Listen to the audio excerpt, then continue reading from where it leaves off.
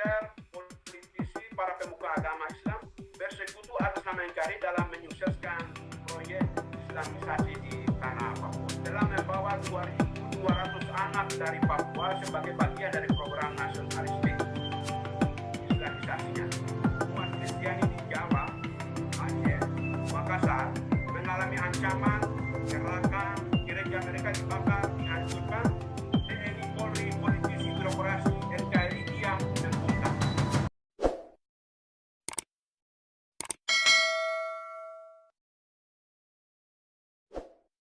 Dalam benak saya, tapi juga di sejumlah umat di Papua. Layar berikut. Nah, berikut ini adalah bagian kedua. Itu birokrasi, politisi, militer, kelompok Islam bersekutu atas nama NKRI dalam menghadapi Papua. Diakui bahwa Islam masuk di wilayah Kepala Burung pada abad ke-16 dengan misi awal semata-mata perdagangan ekonomi. Karena itu selama hampir 300 tahun lebih tidak menyebar luas dan hanya berada di wilayah Fafak dan sekitarnya.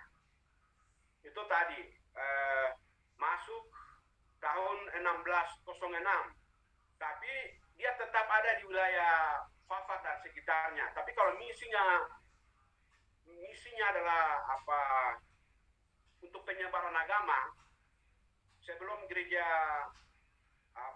Kristen Protestan atau dua misionaris Jerman tiba, pasti orang Papua sudah menjadi penganut agama Islam.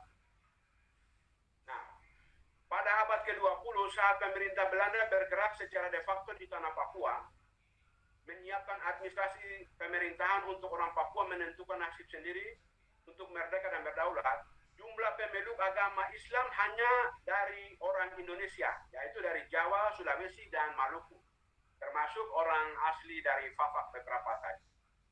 Kemudian di kota Jayapura sampai dengan pada 1963 hanya satu buah masjid. Saat ini 116 masjid. Sementara di Kabupaten Jayapura maupun lainnya tidak ada kecuali di wilayah Fafak dan sekitarnya.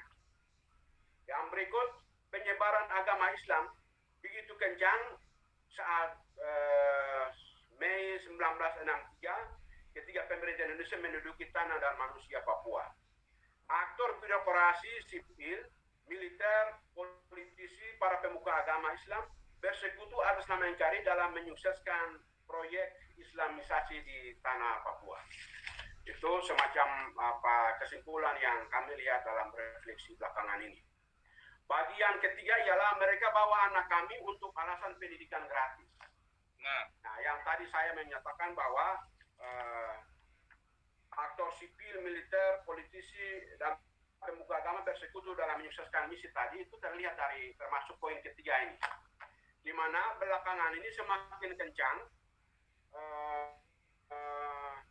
mereka memandang tanah Papua itu tanah kafir, dan itu sejumlah ustadz itu menyampaikan statement-statement terbuka yang kita bisa lihat di YouTube itu, bahwa agama kafir, orang kafir, dan karena itu harus disamakan di agama tertentu. Nah, itu yang sedang gencar. Nah, karena itu mereka mengambil anak-anak pedalaman dengan iming-iming itu sekolah gratis, kemudian dibawa ke Jawa.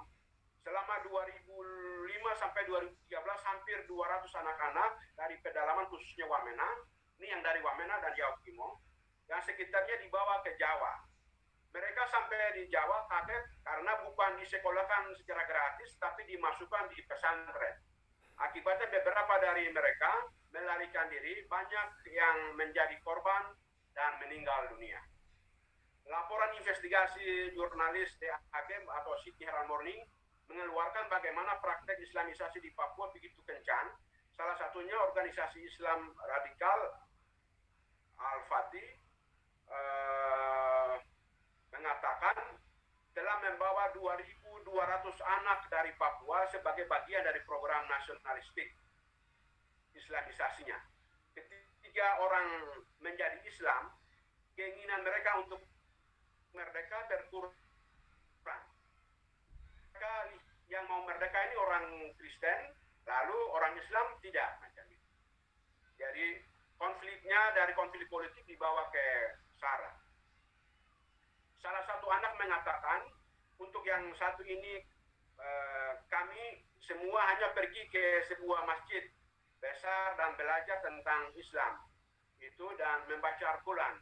Kadang-kadang mereka menampar wajah kami dan memukuli kami dengan tongkat kayu.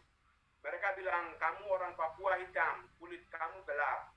Sementara Yohanes Lokobal, yang anaknya meninggal dunia di Jakarta karena dibunuh, mengatakan mereka bawa anak kami untuk pendidikan gratis, tetapi mereka menipu dan kami dan anak-anak saya sudah menjadi korban. Anaknya dibunuh atau meninggal di Jakarta.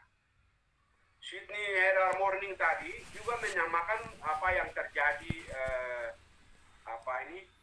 membawa anak-anak tadi ke wilayah lain di Indonesia, khususnya di wilayah Jawa.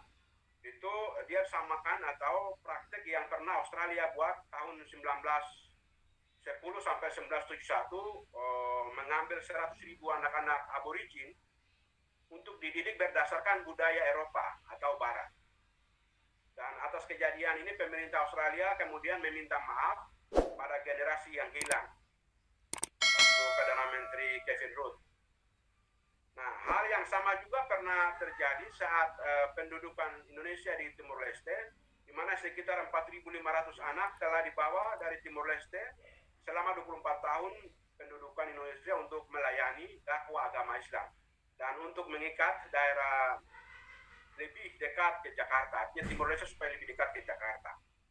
Anak-anak yang menulis dipilih karena mereka mudah dipengaruhi dan mudah dimanipulasi untuk melayani tujuan-tujuan politik, ras, ideologi, dan agama.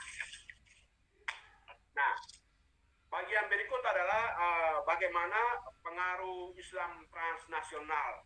Dan menurut kami, kalau Islam yang pernah ada 300-400 tahun di Fafak dan itu, kami biasanya merasa memiliki, orang Papua merasa memiliki.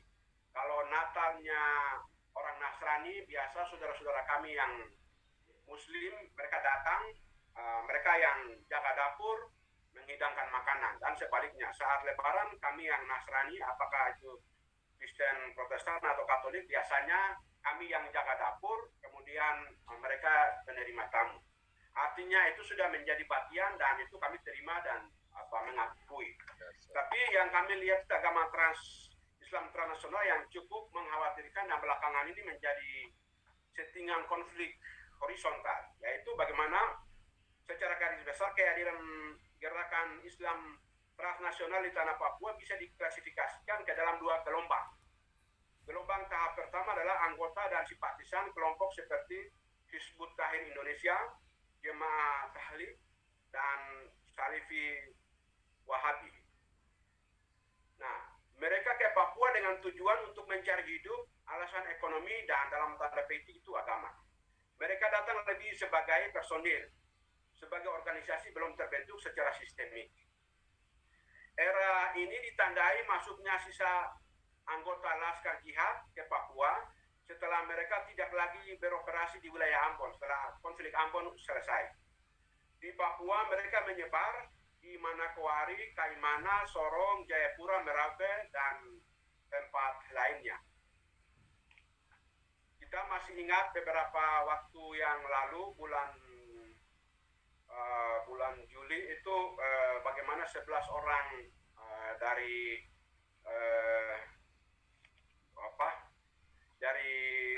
kelompok tertentu mencoba membunuh uskup Merauke dan melakukan tindakan teror, lalu kemudian polisi menangkap, dan itu bukan orang Papua. Sebagai satu akibat dampak buruk dari eksodus kelompok tadi ke Papua adalah konflik skala kecil di Manokwari dan Kaimana, yang salah satunya menyebabkan adalah kehadiran sisa veteran Laskar Jihad pada tahun 2006.